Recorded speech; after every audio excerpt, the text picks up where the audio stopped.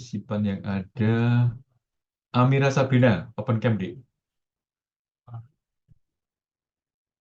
Amira Sabrina, dan nih. Baik, dokter. Ya, gimana, Dik, cara mengetahui seorang HIV tidak, Dik?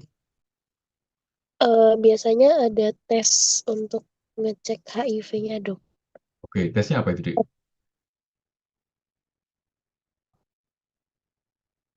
Tesnya dengan apa, Dik?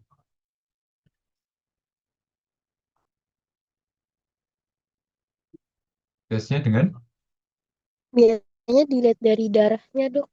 oke, tes lab berarti ya, oke. Kalau secara fisik, Indira Pratnya, gimana, Dik, Indira? Kira-kira secara fisik bisa tahu nggak seorang HIV tidak?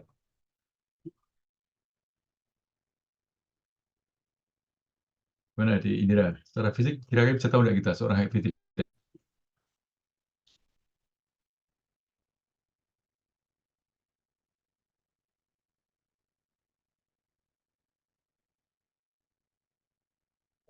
Gimana, Dik, Indira? Ada nggak nih di Indira Pratnya? Ya dokter. Ya, kalau secara fisik gimana, Dik? Tahu nggak? Bisa tahu nggak kita HIV tidak? Kalau secara fisik.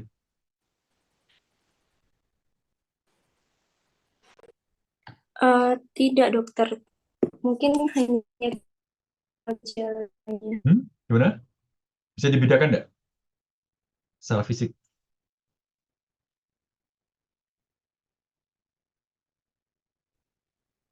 Gimana, Dik? Di Indra bisa dibedakan nggak secara fisik HIV? Secara fisik tidak dokter, Oke, kalau hanya gejalanya saja. jelas saja. Jadi kalau Anda besok di IGD, ada pasien, bagaimana cara mengetahui dia HIV? Ya, bentar, tak tanya yang lain lagi. Tak tanya yang lain lagi, bentar. Tak tanya lagi yang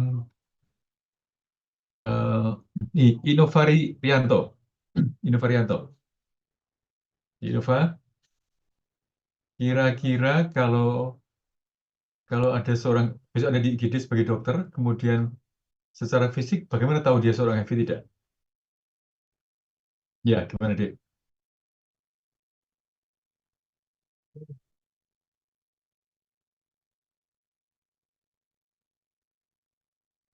Ya.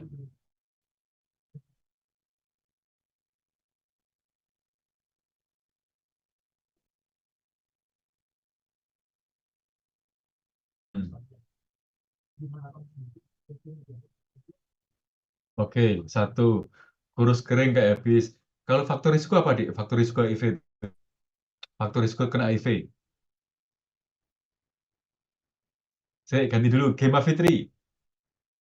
Gema Fitri. Dik, Gema Fitri, faktor risiko HIV apa, Dik? Baik dokter, kalau untuk faktor resikonya mungkin dari sistem imun tubuhnya yang menurun mungkin dokter. Eh, Dari umurnya orang, kalau masih kecil itu juga. seorang yang imunnya bisa kena HIV tanpa hubungan seks. Gimana dokter? Seseorang yang imunnya apakah bisa kena hubungan seks gitu?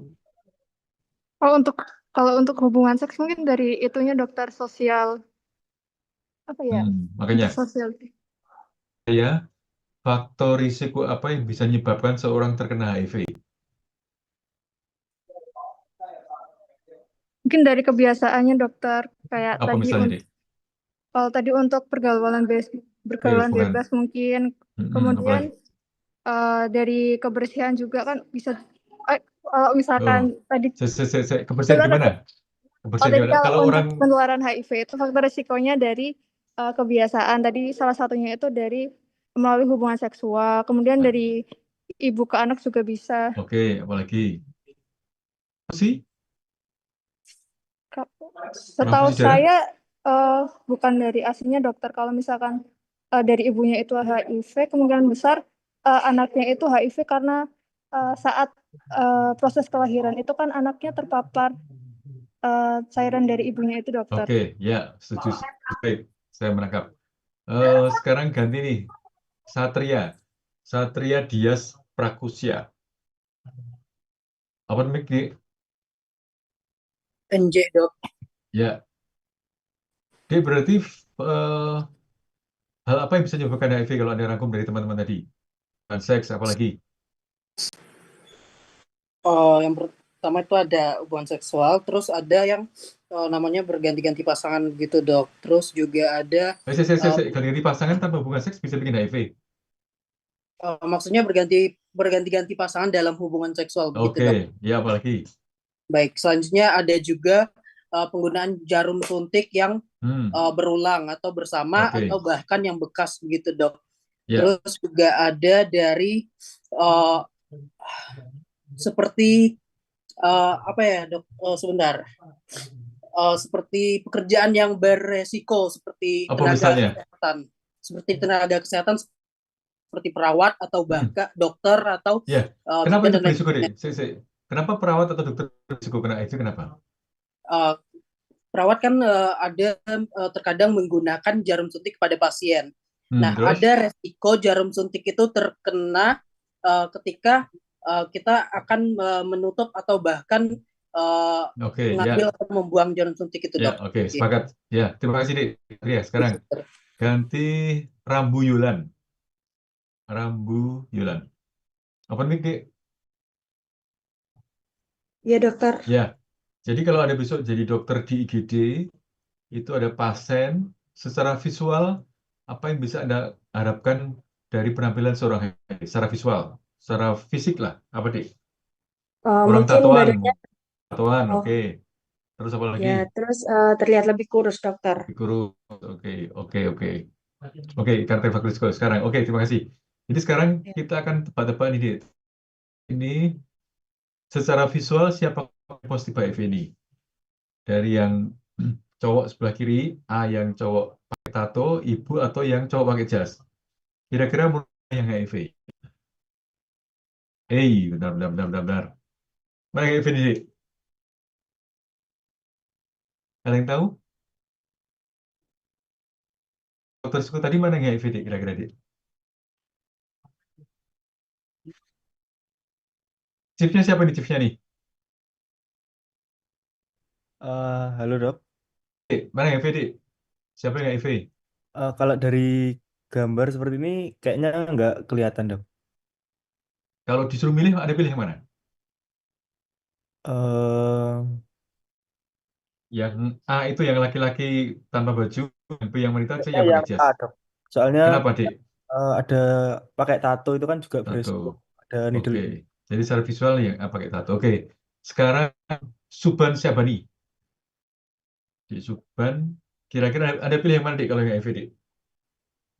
Sama dokter yang A. Kenapa? Karena tatoan. Iya, mungkin pergaulan bebas juga Oke. tinggi. Ya, sekarang ada cuma pakai kata hai itu siapa tuh? Hai. Nah, di bawah Hanum tuh ada hai itu siapa tuh? Open mic, Dik.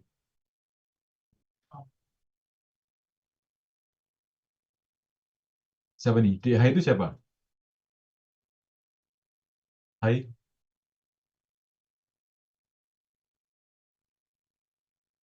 Ada yang tahu yang hai itu siapa, Dik? Oke, Hanum dulu aja, Hanum. Dik, Hanum. Hanum Putri Windasari.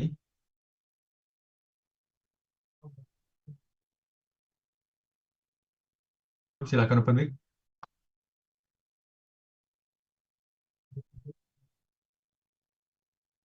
Hanum, silakan open mic, Dik.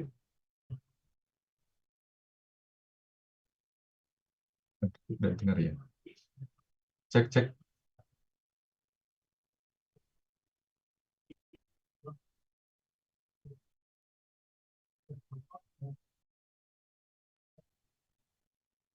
Apakah saya terdengar jelas suara saya? Iya dok, dokter. gimana bisa diulangi lagi?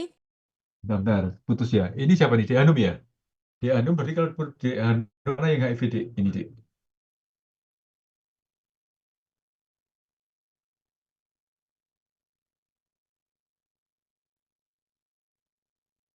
Bagian mana yang HIV, Dik? Putus-putus ya, tidak dengar ya. Ini aja. Mutia Saida. Iya dok. Oke. Suaramu jelas, Dik. Mana, Dik, yang HIV, Dik? Dari sama sini, Dik? Menurut saya yang A juga, Dok. Kenapa, Dik? Karena dari bisa saja dia pergaulan bebas, Dok. Oke. Ada yang lain, Dik? Dari semua 100, jadi dari berapa orang ini? 66 ada yang lain, Dik? Ada pendapat yang lain, Dik? Yang HIV yang mana? Seksual?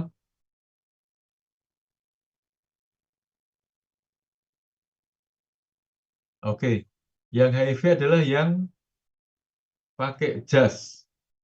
Kenapa pakai jas? Karena dia membawa ARV nih, ATK. Ya. Jadi memang secara visual Anda tidak bisa bedakan seseorang HIV tidak, karena orang HIV tidak bisa dilihat dari visual atau secara fisik, ya. Hanya dari tes laborat. Sebenarnya key point-nya seperti itu. Tidak boleh menstigmata seorang sebagai seorang HIV berdasarkan penampilan, tapi harus dicek berdasarkan tes laborat untuk memastikan HIV tidak. Oke. Sekarang soal berikutnya, Dik. Soal untuk agar Anda bisa tahu mengenai HIV secara umum. Oke, saya minta yang membaca Ania Eka. Silakan baca terus jawab, Dik, soalnya, Dik. Permisi dokter, Ya, silakan, Dik. izin membaca soal.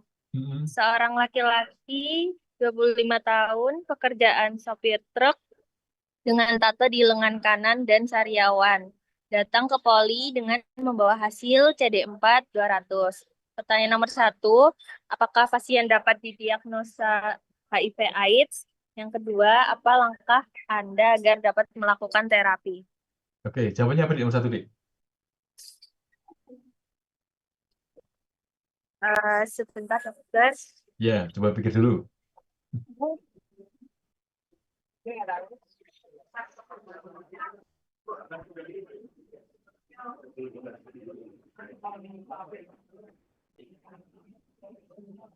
CD4 200. Gimana, Dik? Udah ketemu belum?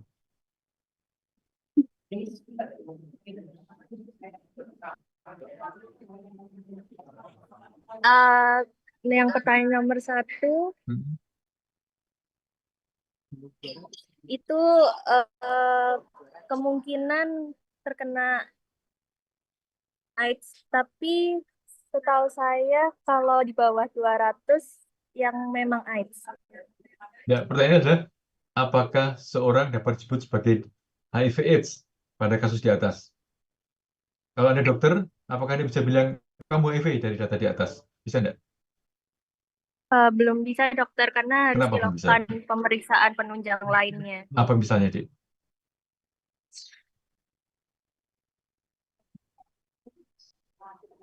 Apa? Oke, simpan dulu. Sekarang saya bergeser ke Chandra Reza Permana. Gimana, Dik? Nomor 1, Dik.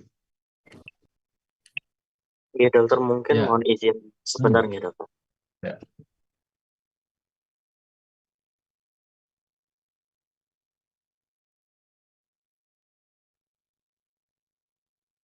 Mungkin diperlukan pemeriksaan penunjang lainnya juga dokter. Ya, Dik. Jadi ini belum bisa disebut sebagai HIV/AIDS ya? Menurut saya nggih begitu, belum bisa disebutkan. Oke, Anda butuh apa itu? Berarti butuh apa lagi? Mungkin bisa menggunakan tes PCR juga atau antibody juga. Ya, kita masih butuh tes HIV untuk konfirmasi. Dia kan baru tes CD4, Dik. Walaupun ya sariawan tato, tapi kan dia belum tes HIV. Artinya bisa disebut sebagai seseorang yang HIV atau AIDS. Kita masih membutuhkan tes HIV. Jadi kalau ditanya nomor 2, Dik saya Ajrina, kalau pertanyaan nomor 2, itu gimana jawabannya, Dik? Mas saya Sajrina.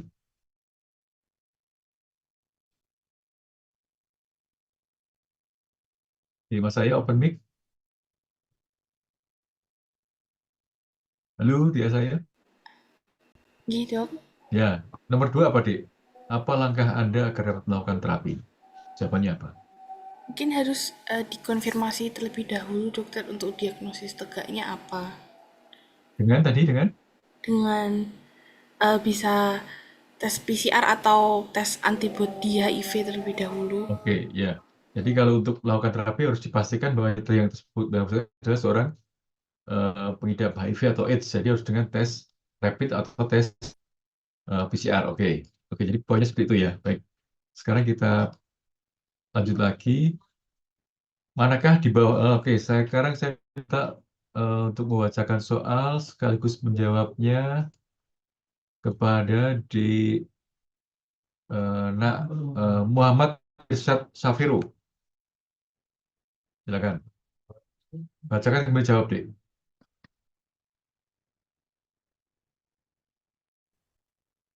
Manakah di bawah ini yang menyebabkan penularan HIV?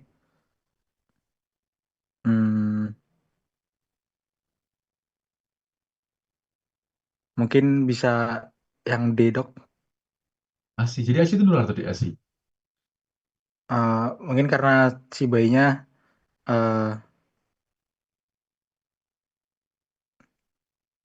lebih ke kontak ke ibunya gitu, Dok.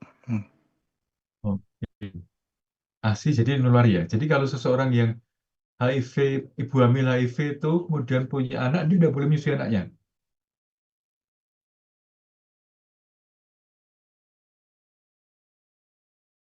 Gimana, Dik Ustaz?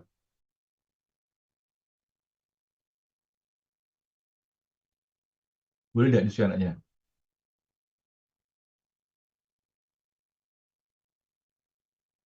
Halo? Maaf, kurang tahu, Dok. Oke, ya. Oke, yang lain lagi. Yuda Putri. Dik Yuda Putri. Jawaban Anda apa, Dik?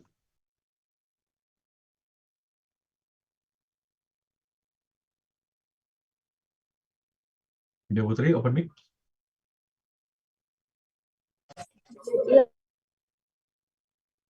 Gimana, Dik? Mungkin yang D menular lewat ASI. Oke. Berarti kalau ibu hamil yang HIV kemudian punya anak, dia boleh nyusui enggak? Berciuman. Nggak tahu. Gimana? Habis. Udah kan? Itu kan.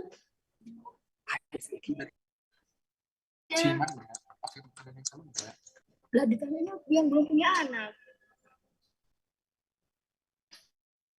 D. Hey. Jawabannya apa, Dik? Jawabannya apa? Yang D, dokter. Ya, nular lewat ASI. Kemudian saya tanya, artinya seorang ibu hamil yang bolehkah dia nanti nyusui anaknya? Ibu hamil yang punya HIV, karena bilangnya menular itu lewat ASI ya. Nanti seorang ibu HIV yang hamil punya anak, bolehkah dia nyusui anaknya?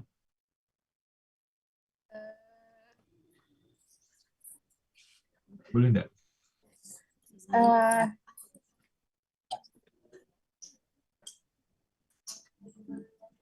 Boleh enggak, Dik?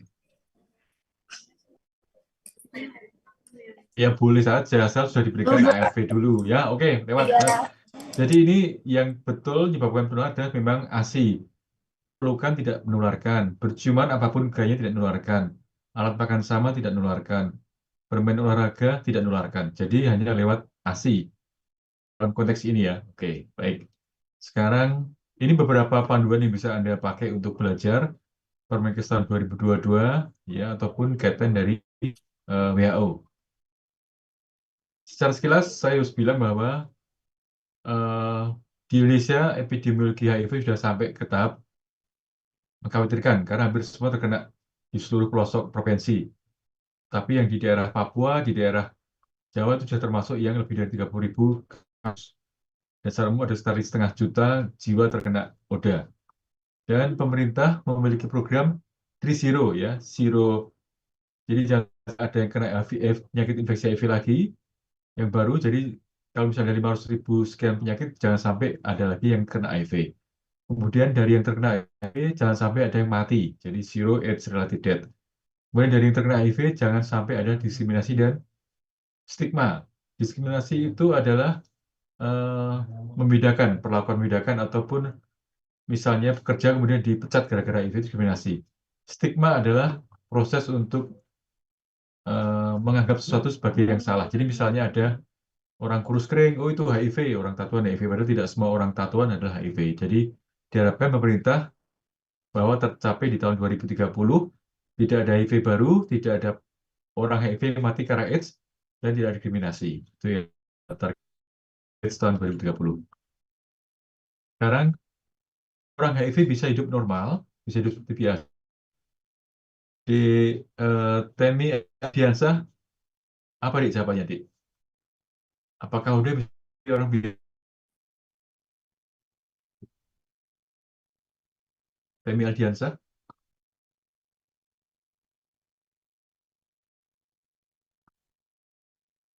Gimana dik Temi?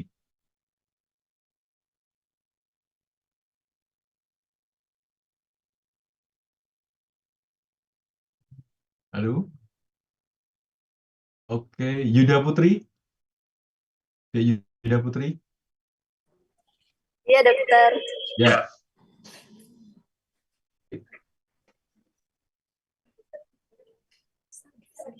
Bisa dokter. Apa rasionalitasnya kok bisa hidup seperti orang biasa? Mohon maaf, bisa diulangi dokter?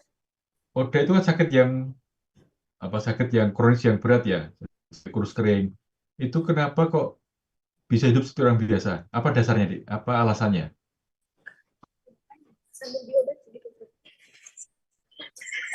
Kalau apa, Dik?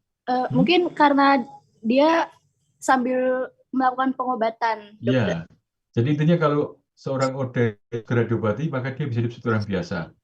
Kata kuncinya adalah dia segera diobati. Ya, kalau tidak diobati dia akan menjadi AIDS, maka segera mati. Tapi kalau diobati dia tidak akan progresif dan bisa hidup seperti orang biasa. Jadi bisa hidup seperti orang biasa asal segera diterapi. Oke. Ini gambaran dari dari populasi yang tahun 2000 dulu sebelum masa-masa triple terapi. Jadi saat obat hanya satu terapi, maka begitu kena dia akan divonis 8 tahun lagi akan mati. Ya, tapi semenjak triple terapi di tahun 2003 ke atas, maka orang-orang HIV sudah punya masa harapan hidup seperti orang biasa, sekitar 60 tahun. Ya, 60 tahun. Artinya adalah orang HIV dengan segera mungkin terapi itu orang biasa harapan hidupnya. Asalkan segera terapi, ya. Tetapi walaupun segera terapi, masih banyak faktor risiko yang membuat penyakit HIV menjadi penyakit yang berbahaya. Jadi ada gangguan sistem imun, ada gangguan densitas tulang, ada kemudian kanker, ada penyakit kardiovaskuler ataupun disfungsi ginjal dan kerapuan frailty. Jadi orang-orang HIV yang ARV jangka panjang dia masih akan menghadapi efek-efek samping seperti di atas ini. Karena HIV itu belum bisa disembuhkan. Jadi virusnya tidak bisa disembuhkan, hanya bisa dikendalikan. Artinya adalah ARV tidak bisa menghilangkan virus HIV, karena virus HIV dapat bersembunyi dalam reservoir anatomis. Jadi misalnya bersembunyi dalam saraf pusat, dalam GI tract, dalam makrofag ataupun dalam limfonodi. Sehingga ARV hanya menghilangkan virus yang di dalam viremia, tidak di dalam anatomical reservoir. Jadi kalau diobati dia akan stabil, turun virusnya, tapi kalau di stop obatnya dia akan naik lagi. Atau ada istilahnya rebound. Ya. Sekarang kita bicara mengenai virus HIV.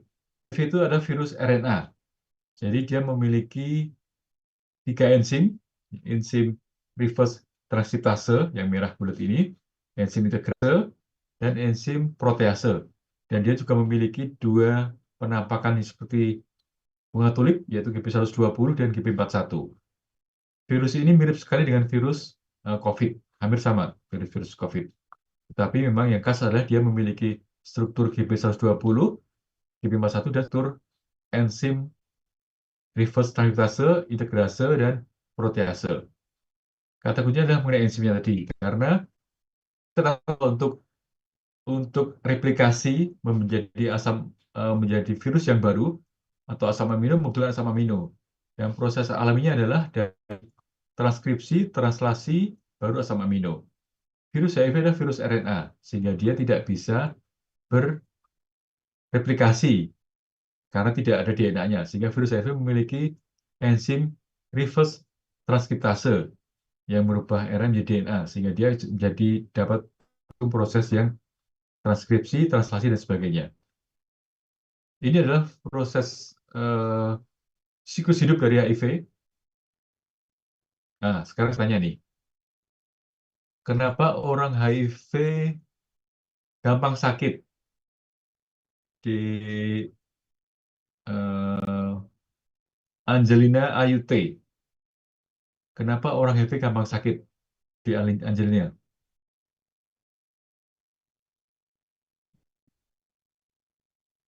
Angelina, open mic silahkan.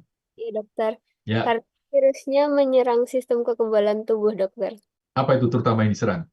Yang CD. Oke, sip. Ya, CD4. Jadi kalau kita lihat dari sini, siklus ini, kan ini penampakan GB120, GB41 yang hijau seperti bunga tulip. Maka dia akan nempel ke reseptor hostnya. Jadi kalau ada orang berhubungan seks, maka virusnya akan menempel ke CD4. Penampakan yang seperti parabola warna ungu dengan dua koreseptor hijau dan biru adalah CD4 ditali oleh CD4 dibantu oleh koreseptor CCR4 dan CXCR5. Jadi kenapa virus HIV akan membuat orang jadi lemah? Karena dia akan merusak CD4-nya. Virus menempel ke CD4, menghancurkan CD4 sehingga CD4-nya rendah, maka orang akan gampang sakit karena sistem imunnya rendah. Di binding tadi melibatkan GB20 dengan CD4, ya. Deoksi melepaskan 3 enzimnya, reverse transkriptase, integrase, dan protease. Nanti selanjutnya reverse akan berperan berubah RNA menjadi DNA untuk transkripsi. Kemudian setelah menjadi DNA, dia akan masuk ke dalam host. Dia tadi akan dianggap sebagai DNA host, sehingga tubuh tidak akan menolak virus yang ada, sehingga bertahun-tahun virus akan berdiam terhadap perlawanan dari sistem imun. Kemudian setelah lama, hasil replikasi dengan bantuan protease akan dibentuk virus baru dengan istilah budding. Jadi virus baru, dan virus itu berbentuk berbeda setiap saat, sehingga tidak ada vaksin, karena vaksin membutuhkan pemetaan atau pengenalan virus yang ada, sedangkan virus yang baru di HIV selalu berbeda bentuknya karena ada protease. Struktur jenis selalu berbeda sehingga tidak ada vaksinasi untuk HIV. Oke. ARV yang ada itu adalah bermanfaat untuk mencegah proses tadi. Jadi ada istilahnya early target, mencegah atau menghambat reseptor CCR5 agar tidak bisa masuk dari HIV ke hostnya. Kemudian ada middle target, yaitu mencegah enzim reverse transkriptase. Jadi kita sebut sebagai ARV yang nucleoside reverse transkriptase inhibitor ataupun non-nucleoside reverse transkriptase inhibitor. Kemudian ada middle target, dia mencegah enzim integrase, namanya INSTI, integrase strand transfer inhibitor. Kalau untuk mencegah protease namanya protease inhibitor. Jadi titik tangkap ARV adalah mencegah enzim-enzim dari virus HIV tadi dengan middle target ataupun dengan late target. Oke. Oke, saya mau tanya dulu nih, siapa tuh ada yang ngantuk? Evian Ganteng, open mic. Evian Ganteng. Halo, di Evian.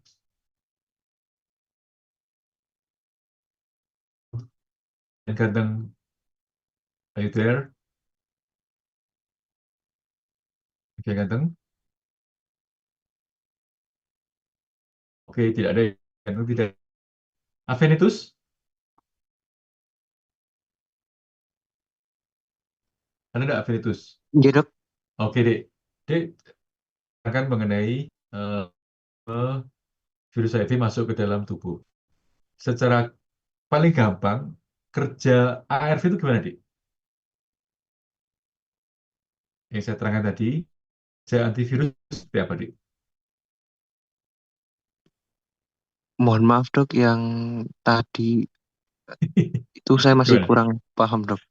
So, Oh, suka sesimpel itu tidak paham. Coba. Safiro, ayo.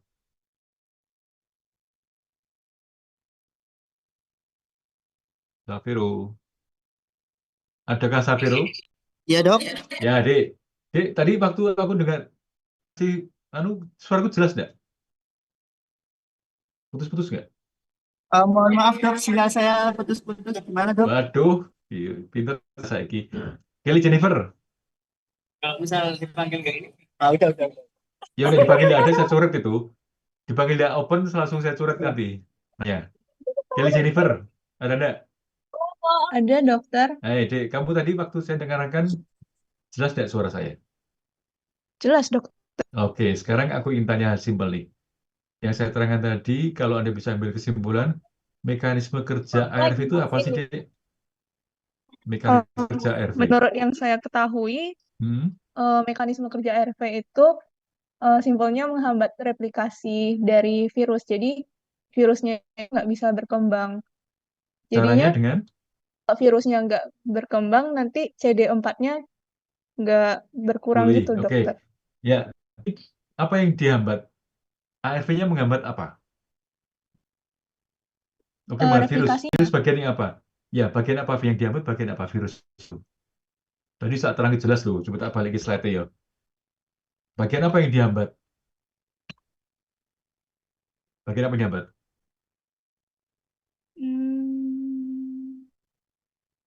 Yang dihambat adalah enzimnya, Dik. Kan virus HIV punya 3 enzim kan?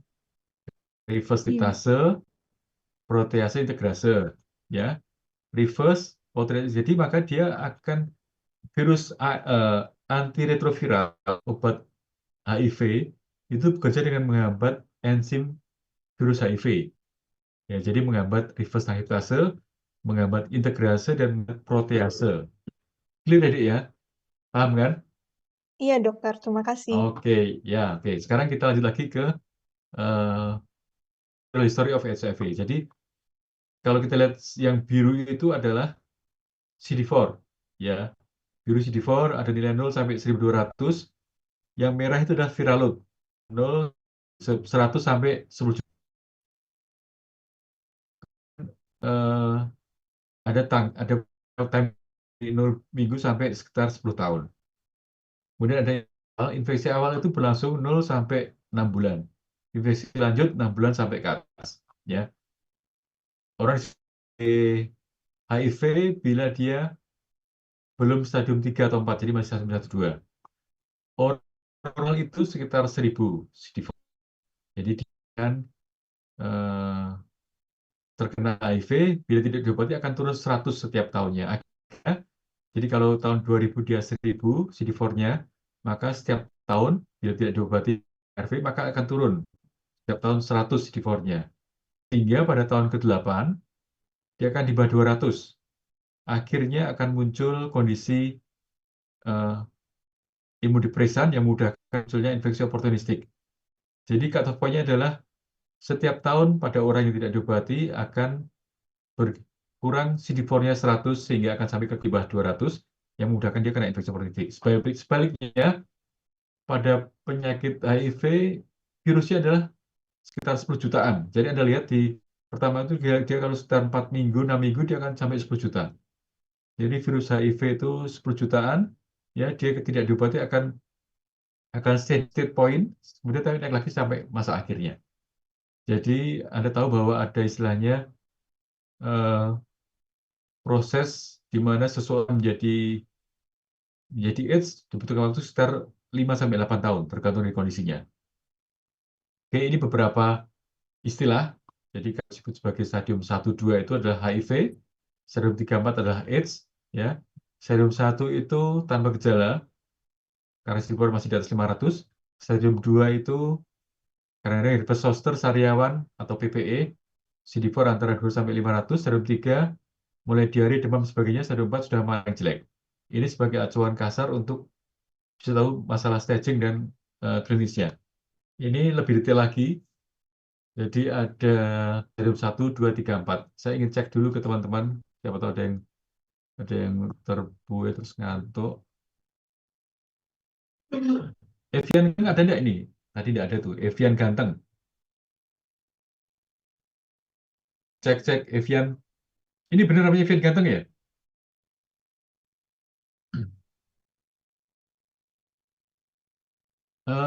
Siapa chipsnya tadi? Siapa ketua kelasnya? Halo, halo.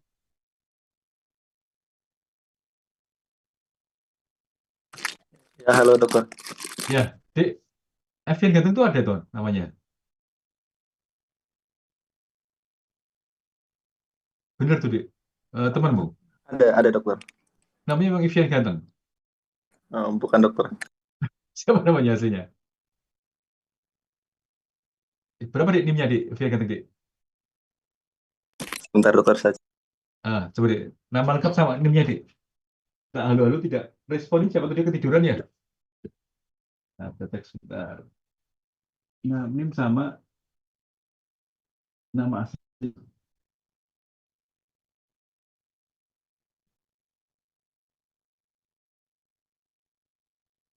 Siapa, Dek? Permisi dokter, untuk nama panjangnya Ivan Zulfikar Fatur Reza. NIM-nya Ivan Zulfikar. Ya. Ini berapa, Dek? NIM-nya G0023055 dokter. G0023 055 dokter. 055. Oke, baik ya. Ya. Oke, terima kasih, Dek. Jadi ini adalah stadium dari HIV/AIDS ya. Stadium 1, 2, 3, 4. Sekarang saya ingin Chandra Risa bacakan, Dek. Jadi, Chandra Risa akan slide saya, Dek. Baik, dokter mungkin Ya. izin menjelaskan. Ini mungkin stadium klinis dan gejala terkait HIV, di mana di stadium 1 itu dia di sisi berat badannya tidak ada penurunan berat badan. Kemudian dari gejala, tidak ada gejala yang serius, mungkin hanya ada limfadenopati secara generalisasi dan persisten. Kemudian untuk di stadium kedua, nanti mulai menurun berat badannya, kurang dari 10%, kemudian nanti di gejalanya ada luka di sekitar bibir, atau cheilitis angularis, kemudian ada ruam kulit yang gatal, atau seborrheic, ataupun prurigo, kemudian ada ditemukan herpes zoster dalam 5 tahun terakhir, kemudian ada ISPA berulang, infeksi saluran pernapasan akut, misalnya sinusitis ataupun otitis, kemudian ada ulkus mulut berulang. Kemudian untuk stadium yang ketiga, mungkin berat badannya akan menurun lebih dari 10%. Kemudian dari gejala mungkin sudah ditemukan kandidiasis oral hairy leukoplakia, kemudian diare, demam yang tidak diketahui penyebabnya apa, dari waktunya lebih dari 1 bulan, kemudian infeksi bakterial yang berat seperti pneumonia, pneumomyositis dan lainnya, kemudian ada TB paru dalam 1 tahun terakhir, ada gingivitis atau periodontitis, kemudian ada anemi, ada neutropeni ataupun trombositopeni kronis, dan pada stadium keempat mungkin berat badannya sudah sindroma Westing HIV, kemudian dari gejala ada kandidiasis esofageal, herpes simplex ulceratif lebih dari 1 bulan, kemudian limfoma, sarkoma Kaposi, kanker serviks invasif, kemudian retinitis CMV, pneumonia pneumocystis, kemudian TB ekstraparu, abses otak, toxoplasmosis, meningitis cryptococcus, dan ensefalopati HIV, dan lain sebagainya. Ya, terima kasih. Jadi kalau saya ringkas, stadium 1 itu tanpa gejala yang signifikan, kecuali limfadenopati. Stadium 2 itu hanya kurus tok ya. Kadang-kadang kurus tok, ada sariawan, ataupun penyakit kulit berulang. Stadium 3 itu sudah mulai tambah kurus lagi. Kalau tadi stadium 2 ada sariawan, stadium 3 muncul kandidiasis oral. Kemudian ada TBC paru, kemudian ada pancytopenia, itu yang paling khas. Stadium 4, kalau tadi stadium 2, 3 ada penurunan berat badan, maka ada wasting. Wasting itu berat badan turun ditambah diare dan demam. Jadi wasting itu sudah kombinasi berat badan turun dan diare atau berat badan turun plus demam. Ya. Kemudian ada, kalau tadi stadium 2 ada sariawan, stadium 3 ada kandidiasis oral, stadium 4 adalah kandidiasis esophagus, jadi sampai ke bawah, lebih ke dalam lagi. Kalau stadium 3 ada TB paru, stadium 4 adalah TB ekstra paru. Dan ada macam-macam, abses otak, misalnya itu secara umum gambarannya. Ya. Stadium 1 apa di stadium 1 Kita mau bedek-bedekan. Ibrahim Al-Atsari. Apa, Dik? Satu, Dik. Misalnya, Dik. Ya, dokter. Eh, stadium 1 ya. Yang tadi ya dok, yang di tabel tadi ya. Ya, apa? Apa gue? Aduh. Pokoknya kalau saya nginget itu cuma di penurunan berat badannya itu dok. Stadium 1 tanpa gejala ya, atau hanya Iya, tanpa gejala. limfadenopati Grisata ya. Jadi tanpa gejala ataupun kadang-kadang merongkol tok. Stadium 1. Oke. Stadium 2 sekarang saya cek dulu. Stadium 2 Nadia Madia. Nada Madia. Oh, Dik, stadium 2, Dik. Nadia, apakah Anda hadir? Nada panggilan kepada Saudari Nada Madia di 0023 Panggilan terakhir kepada Saudari Nada Madia di 002321. Oke, tidak hadir ya. Si Nadia ketinggalan pesawat. Kemudian Rayhan Putra Ayudhya. Rayhan? Hadir, dokter. Oke. Stadium 2 apa, Dik? Baik, dokter. Untuk stadium 2 ada penurunan berat badan, dokter. Terus yang kas lagi apa lagi, Dik? Untuk selain itu, kalau yang masalah jamur apa?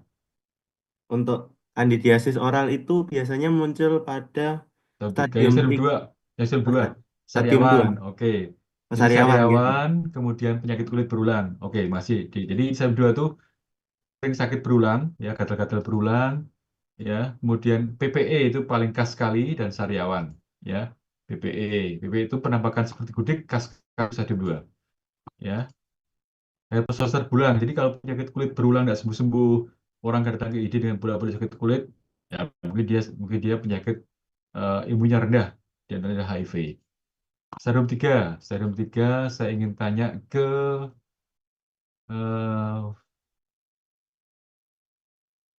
Lilian Mutiara. Di Lilian Mutiara hadir? Hadir, dokter. Oke, stadium 3 apa, Dik? Stadium 3 itu terjadi penurunan berat badan Terus yang yang lebih khas dari lagi? 10%. Ya, Terus terjadi gejala lain seperti adanya kandidiasis oral, terus oke, diare, demam, oke. terus ada infeksi bakteri juga, Yang paling khas apa, Dik, infeksinya, Dik? TBC paru. pneumonia. TBC paru ya. Jadi stadium 2 tadi sariawan, stadium 3 kandidial, dan TBC paru serta pansus. Ya, jadi stadium 3 itu ya garis oral. Kalau stadium 2 sariawan, yang 3 sudah garis oral. Bisa yang bentuk eritematosa yang merah-merah atau yang berbentuk plastik yang putih-putih. Itu stadium 3 TBC paru. Oke. Ataupun panstopeni.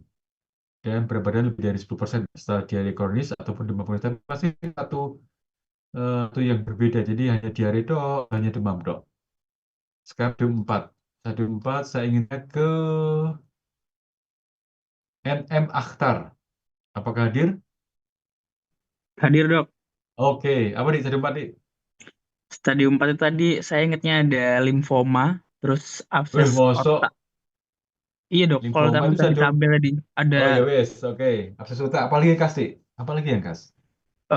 sindroma wasting. Oke, apa itu sindroma wasting? Wasting itu apa ya? Belum tahu, Berat dok. badan turun ditambah diare lebih dari 1 bulan atau berat badan itu ditambah demam. Jadi kalau hanya satu entitas tok, diare tok, dia bukan wasting. Wasting itu berat badan turun plus diare atau berat badan turun plus demam, Dik. Itu namanya wasting ya. Oke. Sama memang selek-elek. Ini stadium 4 itu sudah wasting seperti ini, Dik. Jadi betul-betul saya ulangi lagi. Kurus kering ya, karena dia ada berat badan turun lebih 10%, ya. Ditambahi diare ataupun berat badan demam. Jadi tidak satu saja, tapi memang sudah double-double. Kemudian toksoplasmosis, ya, dan TB ekstraparu. Jadi kalau tadi ada TB paru di stadium 3, maka sebenarnya TBC ekstraparu. Oke. Ini beberapa poin-poinnya. Jadi kalau stadium 1 yang kanan, yang kiri atas sudah cuma limfadenoma grisata, stadium 2 itu sariawan atau PPE atau sakit kulit berulang. Stadium 3 itu mulai kardialis oral, TBC paru, ya stadium 4 sudah wasting, ditambah penyakit lain misalnya TBC ekstrakut ataupun toxoplasma atau meningitis dan sebagainya. Oke. Ini adalah pintu masuk dari HIV. Jadi kalau orang HIV itu datang lewat sukarela, voluntary counseling testing atau VCT, ataupun atas inisiatif tenaga kesehatan atau PITC, Provider Initiated Test and Counseling atau TIPK, tes atas inisiatif petugas kesehatan. Jadi kalau VCT itu volunteer, Anda bisa berhubungan seks tidak tanpa pengalaman, terus khawatir kena HIV, Anda bisa datang ke layanan VCT di rumah sakit untuk tes HIV. Sebaliknya, kalau ada orang kecelakaan, operasi datang di IGD, tapi dokternya kok curiga loh, kok orang yang kecelakaan itu kurus kering, sariawan, tatoan. Dokternya bisa bilang ke yang bersangkutan, Bapak, jangan-jangan Anda seorang HIV, saya tes HIV mau tidak? Itu namanya yang TIPK, tes atas inisiatif kesehatan. Oke, ini cara-caranya. Tes HIV dikasihkan untuk bla bla bla orang dewasa macam-macam, tapi yang ingin saya tekan adalah 5C. Nanti sering keluar di soal-soal di 5C. Informed consent,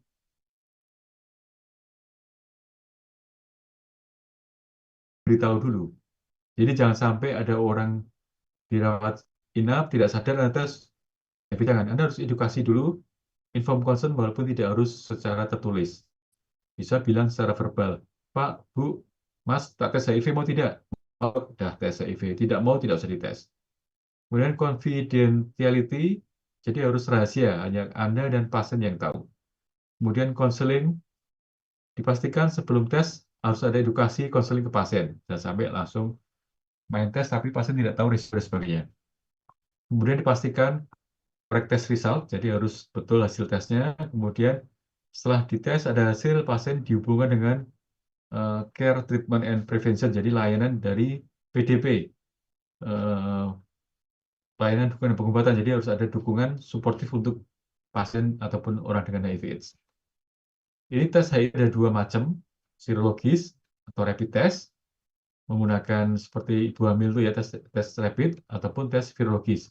Tetapi disebut sebagai positif bila ada 3 hasil tes rapid positif. Ya, jadi kalau cuma satu tes rapid dia bukan HIV, maka membutuhkan 3 tes HIV positif dan atau pemeriksaan PCR atau virologis. Oke, saya ingin ulang tanya biar Anda semua tidak salah persepsi. Kepada panggilan lagi. Panggilan terakhir kepada Saudari Nadia Madia di 00232121. Nggih, dokter. Oke, wah, Anda selamat, Dik. Jadi tidak jadi ketinggalan pesawat, Dik. Salat, dokter. Oh ya, sorry. Kami yang tidak tepat ya. Dik Nadia ini, kalau saya tanya, untuk tes HIV, orang dikatakan positif HIV dengan tes apa, Dik?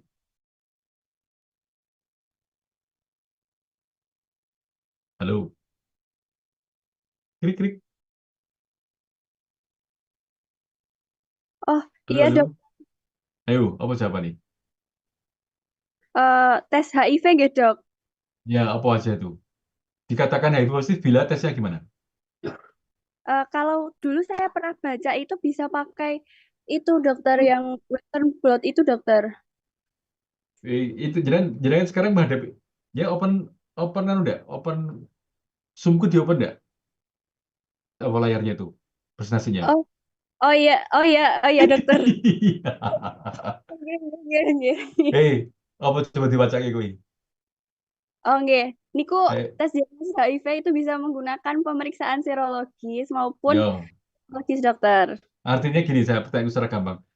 Kalau seorang datang ke Anda pasien, Anda dokter nih, datang ke Anda seorang pasien, Dok, saya dites HIV dengan tes rapid, 1 kali hasilnya reaktif. Apakah saya HIV? Apanya gimana? Sebetulnya sejauh pemahaman saya saat ini itu belum, dokter. Masih Kenapa? ada tes lanjutan 1 lagi itu, dokter. Tapi saya lupa. Apa itu? Apa Ini ya? jelas, saya tak ijo-ijo, saya tak Oh, kasih back. ini. HIV positif bila 3 reaktif ya. Artinya kalau dia cuma salah 1, itu belum HIV. Jadi ada orang pasien datang ke Anda, Dok, saya tes HIV sekali dengan rapid reaktif, apakah saya belum bisa, Mas? Anda harus tes lagi, 2 tes lagi dengan tes rapid. Kalau tiga-tiganya reaktif, maka Anda adalah seorang HIV positif. Bila 1 dok belum positif. Itu dek ya. Oke, clear, wes. Selamat ya Nada Madya ya, tidak jadi ketinggalan pesawat ya. Oke. Sekarang ini adalah gambaran dari tes HIV-nya. Aku ingin tanya dulu nih sebelum masuk ke sini. Aku ingin tanya ke Sahda Rahimawati. Sahda Rahimawati, apakah Anda ada? Iya, dokter. Oke. Dek, Anda tahu nggak, Dek, Windows period itu apa, Dek? Windows period ya? Ya, apa Belum itu, tahu. Dek? Loh, kira-kira apa, Dek? Kira-kira wela. Em, Basa Jawa ini apa Windows period? periode apa ya, dok? Windows itu apa? Windows itu apa? Perangkat komputer? Jalan? Hmm? Apa, Dek? Halo? Sahda Rahimawati apa, Dek? Bentar, dokter. Periode jendela, dok. Ya, buka apa? Buka Google loh. Ya, itu secara kasar periode jendela. Artinya apa berarti? Masa di mana? Apa, Dek? Mungkin Periode. rentan itu Hmm? dari yang pertama kali terinfeksi Ya, terus? sampai kalau di sini mungkin grafiknya terbentuk antibodi, dokter. Ya, jadi betul. Jadi secara kasar gini, masa jendela adalah masa di mana, kan itu berarti kosong, jendela kosong tadi, bolong tadi. Berarti kan Iya. masa di mana tes yang ada itu belum bisa deteksi antibodi yang muncul. Jadi kosong kan, berarti memang tidak bisa deteksi. Masa di mana kita tidak bisa deteksi. Nah, berapa lama? Tergantung dari tes yang ada. Kalau tes yang generasi 1, Anda lihat di tabel saya itu, tes generasi 1 dia kan deteksinya 50 hari kan, setelah paparan. Jadi masa jeda kapan? 0 sampai 50 hari. Ya, sedangkan tes generasi 2 itu bisa deteksi 40 hari. Jadi masa jendela, masa di mana kita tidak bisa deteksi ya 0 sampai 40 hari. Semakin maju generasi keempat, dia semakin singkat masa jendelanya. Artinya kalau kita tes dengan generasi keempat, yang di panah ini antara 4-15 hari, maka masa jendela cuma 14 hari. Artinya kalau seseorang berhubungan tanggal 1, maka dia tidak bisa deteksi adalah tanggal 1 sampai tanggal 15. Itu di Windows period dia. Ya, jadi kalau dengan generasi keempat, maka masa jendela hanyalah 14 hari. Sehingga pemerintah mengatur kalau seseorang tes HIV rapid non-reaktif, maka kita akan ulang lagi selama 2 minggu untuk menyingkirkan masa jendelanya. Oke, saya ingin cek acak apakah Anda sudah maksud saya. Saya tanyakan kepada saudara Kelly Jennifer. Apakah datang Kelly Jennifer? Iya, dokter. Oke, apa Dik? Masa jendela Dik? Saya masih kurang paham, dokter. Oh, kurang paham sing piye?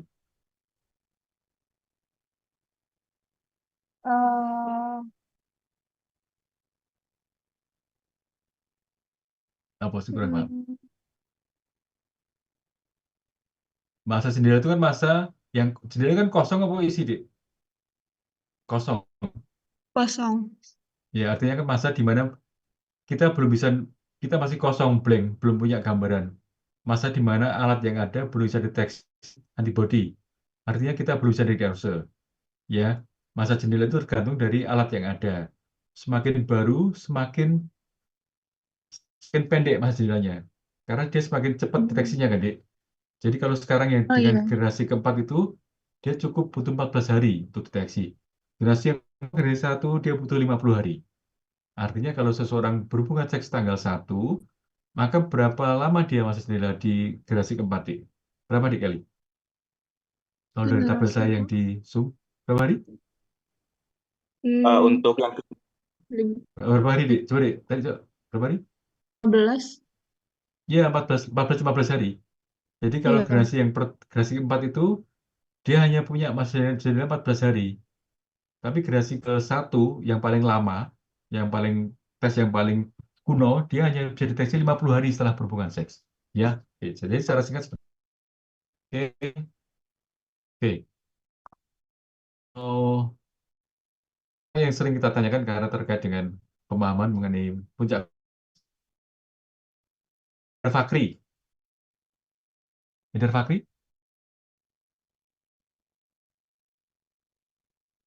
Panggilan kepada saudara Bapak Haidar Fakri 00230097. Dokter. Oke, selamat. Anda tidak ketinggalan pesawat. Haidar, ini apa nih jawabannya, Dik? Oke, dokter. Jawabannya apa nih Sebentar jawabannya? nih. Mungkin sopir, dokter. Kenapa sopir? Karena sopir kadang mohon maaf, dokter, mungkin anak-anak mungkin Anak apa? pekerja seks, dokter. Pekerja seks.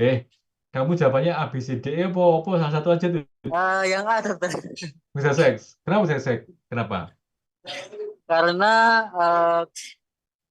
ketika contohnya HIV itu salah satunya disebabkan karena seks, dokter. Dimana pekerja seks itu dia itu gimana ya, dokter, jawabannya agak susah sih. Ya, oke. Sekarang kita thank you, Dik. Sekarang kita tunjukkan faktanya ya. Faktanya adalah ini dari Srikesdas tahun 2009-2002. Paling banyak adalah tidak diketahui ya. Berikutnya adalah karyawan paling banyak. Berikutnya ibu rumah tangga. Jadi artinya ibu rumah tangga itu paling tinggi, Dik. Di populasi yang kena HIV pada seks malah nomor berapa nih? Nomor kecil pada seks ya. Sekian. Karena memang kenapa? Karena itu puncak gunung es. Banyak pasien HIV yang ibu rumah tangga yang ternyata ketularan dari suaminya dan macam-macam. Jadi kita menghadapi masa di mana bukan hanya orang-orang yang berisiko yang banyak, tapi orang-orang yang ternyata tidak berisiko, ibu rumah tangga dan lain-lain. Itu sekinya sebenarnya. Oke, sekarang kapan kita akan memulai ARV? Ya, ini adalah beberapa sejarah mengenai Permenkes di tahun 2004. ARV dimulai bila CD4 di bawah 200. Kemudian 2011 ARV dimulai bila CD4 di bawah 350. Di 2014 ARV dimulai pada mereka yang populasi kunci dan khusus, ibu hamil, TBC, macam-macam. Tapi di tahun 2019 maka HIV semua orang mendapatkan konfirmasi HIV positif langsung mendapatkan terapi. Sehingga kapan dimulai ARV? Segera mungkin pada mereka yang HIV positif. Itu kata kuncinya, ARV segera dimulai segera mungkin. Ini jadi pemahaman penting karena tidak menunda ARV. Ya, kapan HIV dimulai itu akan sering muncul dalam banyak pertanyaan. Oke, terus saya ingin skip. Lah, ARV tujuannya untuk mengurangi jumlah virus, kita semua tahu, memperbaiki kualitas hidup, ya, mencegah infeksi oportunistik, mencegah progresi dan mengurangi transmisi, sehingga disebutkan sebagai treatment as prevention untuk kasus HIV. Ini beberapa contoh orang-orang yang ini yang tahun 2003 dia HIV stadium 3, begitu mendapatkan ARV selama kurang dari 8 bulan dia menjadi sehat seperti ini. Karena memang ARV memperbaiki kualitas hidup seseorang sehingga seorang bisa hidup normal. Sehingga kapan kita mulai ARV? Ya segera mungkin. Kenapa? Agar orang bisa hidup normal. Ya. Oke, ini saya lewati. ARV diberikan segera pada kondisi yang baik, langsung segera mungkin. Tapi pada mereka yang punya infeksi oportunistik diberikan dengan selang waktu 2 agar tidak memunculkan penyakit iris. Oke, saya mengenalkan satu bab lagi mengenai ARV.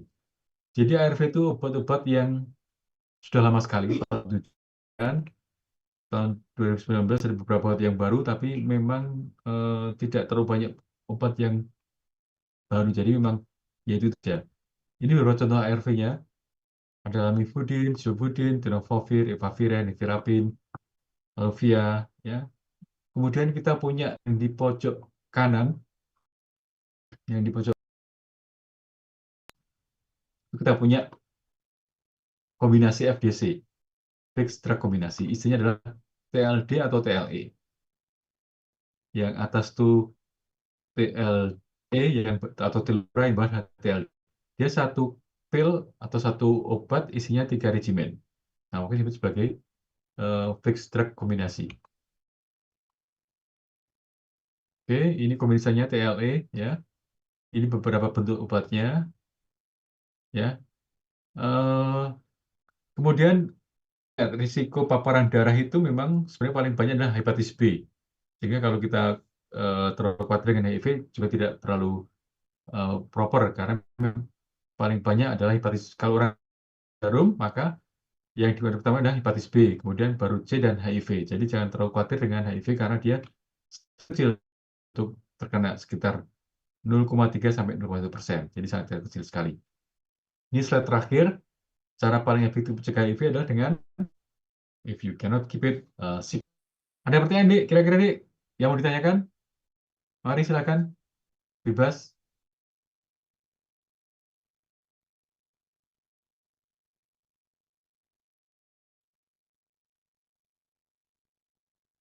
Apakah ada yang mau ditanyakan?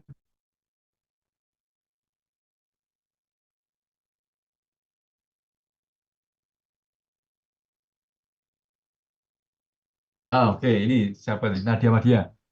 Jadi apakah ASI itu menularkan, Dik, menularkan HIV. Jadi kan ada penularan vertikal, ada horizontal. Vertikal itu dari ibu ke anak ya, lewat ASI, lewat kehamilan, dan lewat proses persalinan. Paling besar lewat proses persalinan. Sehingga kalau ada orang HIV partus, maka sebaiknya partusnya ya bukan spontan, tapi partus yang SC, agar tidak mudah kehamilan sendiri akan menularkan lewat plasenta. ASI juga menularkan, Dik. Nah, apakah boleh seseorang ibu hamil yang HIV positif kemudian menyusui anaknya? Kita bicara konteksnya adalah konteks yang abu-abu. Kalau seorang ibu tadi tidak punya penghasilan, tidak punya dukungan keluarga, tidak bisa menyediakan pengganti ASI yang baik, maka dia tetap harus menyusui anaknya dengan ASI, walaupun risiko tertular. Karena kalau dia tidak menyusui anak dengan ASI, maka dia akan membuatkan atau menyediakan pengganti ASI atau susu formula yang karena keterbatasan penghasilan, pengetahuan, maupun sumber dayanya, sufornya akan berganti-ganti. Hari ini sufor, besok tidak sufor, besok lagi ASI, besok lagi sufor. Dengan pergantian yang berganti-ganti ASI secara terus-menerus akan menimbulkan risiko infeksi. Anak juga gampang diare dan gampang mati karena dehidrasi. Sehingga kita dihadapkan pada dua kemungkinan. Seorang ibu hamil yang HIV positif, kalau dia menyusuinya dengan ASI akan terkena HIV. Kalau dia dipaksa tidak menyusui, tidak punya penghasilan, maka dia bisa menyebabkan si bayi menjadi dehidrasi, infeksi, malah mati karena dehidrasinya. Jadi lebih aman bagi ibu hamil yang tidak memiliki dukungan sumber daya, dia tetap boleh ASI. Sebaliknya pada ibu hamil yang memiliki sumber daya, memiliki penghasilan, memiliki dukungan keluarga, diharapkan memberikan pengganti ASI atau susu formula agar tidak tertular. Jelas, Dek Nadia ya? Oke. Ada pertanyaan lagi, Dek? Saya izin bertanya, Dok. Ya, silakan. Jadi saya tuh pernah baca jurnal, Dok, tentang kalau misalnya nyamuk yang membawa darah pasien HIV itu nggak bisa menjadi vektor perantara penularan HIV. Nah, padahal kan salah satunya misalnya jarum suntik yang membawa darah pasien HIV itu kan bisa menularkan ya, Dok. Kenapa kalau di nyamuk itu dia nggak bisa nularin, Dok ya? Oke, itu pertanyaan menarik sekali. Nyamuk gigit seorang HIV kan, Dik ya? Ya, oke. Dia gigit itu berapa mikroliter yang gigit oleh nyamuk itu? 1 cc kan jelas tidak mungkin ya. Kita kan tahu risiko penularan darah itu paling besar hepatitis B, C baru yang HIV. HIV 0,1%. Nyamuk itu dia mempunyai enzim yang mengeneralisir seperti enzim di ludah, di saliva, yang membunuh virus HIV. Jadi kalau kita bicara yang diambil oleh nyamuk kecil sekali dan dia akan dinetralisir oleh enzim di nyamuknya, ya maka kecil sekali kemudian dia akan menularkan. Maka oleh WHO dibilang kita nyamuk adalah zero. Kecil sekali. Kecil sekali, mungkin 0,01% lah. Jadi tidak dianggap sebagai penularan. karena sangat kecil sekali. Itu Dik jawabannya, Dik. Jadi nyamuk tidak menularkan virus HIV. Karena satu, terlalu kecil yang diambil oleh nyamuk, terus sedikit mikroliternya, kemudian nyamuk memiliki enzim untuk menetralisir virus HIV.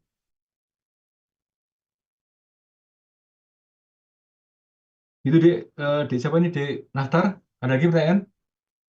Sudah dok, cukup menjawab dok. Oke, Terima kasih banyak. ya. Satu lagi pertanyaan, Dik. Siapa yang mau tanya?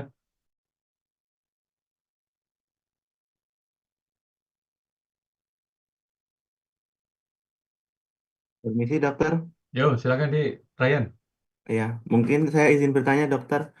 Saya pernah dengar kalau orang-orang yang beresiko tinggi itu bisa diberikan obat profilaksis atau pencegahan HIV. Apakah itu benar-benar ada, nggih, dok? Oke, pertanyaan bagus sekali, Dik. Jadi memang kita mengenal profilaksis, pra-pajanan dan pasca pajanan. Jadi kalau pasca pajanan itu seseorang yang sudah terkena HIV, kemudian dia untuk jarum atau korban perkosaan atau misalnya terkena maka profilaksis pasca ya profil terpadu. Sebaliknya WHO pun kebijakan global juga mengadakan profilaksis jadi sebelum terpapar. Artinya adalah mereka-mereka yang pekerjaan berisiko misalnya ataupun seseorang yang lain karena pekerjaannya dia sebelum melakukan pekerjaannya akan minum dulu ARVD. Itu jadi seperti halnya istilahnya untuk tidak terkena sebelum melakukan. Jadi namanya PrEP, profilaksis prapajanan. Itu disupport oleh global. Walaupun secara logik kita kadang-kadang loh, berarti malah akan memudahkan orang untuk melakukan hal yang aneh-aneh karena dia merasa aman. Ya itu memang fakta yang tidak bisa kita pikirkan, tetapi memang realnya secara hitung-hitungan itu lebih mudah mencegah penularan dibanding kita bicara masalah tentang etika. Yang dibedakan antara etika dan medis itu dibedakan, Dik. Kalau etika paling bagus apa, Dik? Penularan. A, B, C, D, E kan?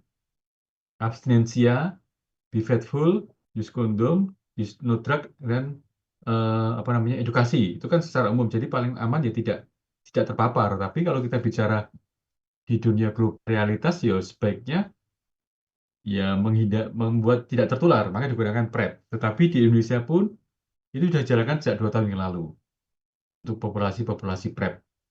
Jadi ada dan dilegalitaskan, dan orang yang faktor risiko tinggi, misalnya seksual, dia bisa minta PrEP ke layanan setempat, puskesmas ataupun ke rumah sakit. Akan disediakan pil PrEP satu paket sekitar 7-30. Jadi gitu, Dik Ryan. Ada pertanyaan lagi, Dik, mengenai PrEP? Terima kasih dokter. Oke, baik. Baik teman-teman, ini karena sudah 1 jam lebih, kita akhiri sesi pada hari. Pelajarilah slide saya, Dik, ya nanti. Nanti soal-soal paling keluar dari situ ya, tentang mekanisme masuknya HIV, tentang mekanisme ARV, tentang 5C, tentang kapan HIV dimulai. Baik, saya akhiri sesi pada malam hari ini. Terima kasih atas perhatiannya. Mohon maaf bila ada salah kata dan mungkin yang tidak jelas. Oke, Dik, saya izin, Dik, ya. Selamat malam, Dik. Selamat malam, terima kasih dokter. Terima kasih dokter. Terima kasih dokter. Terima kasih dokter.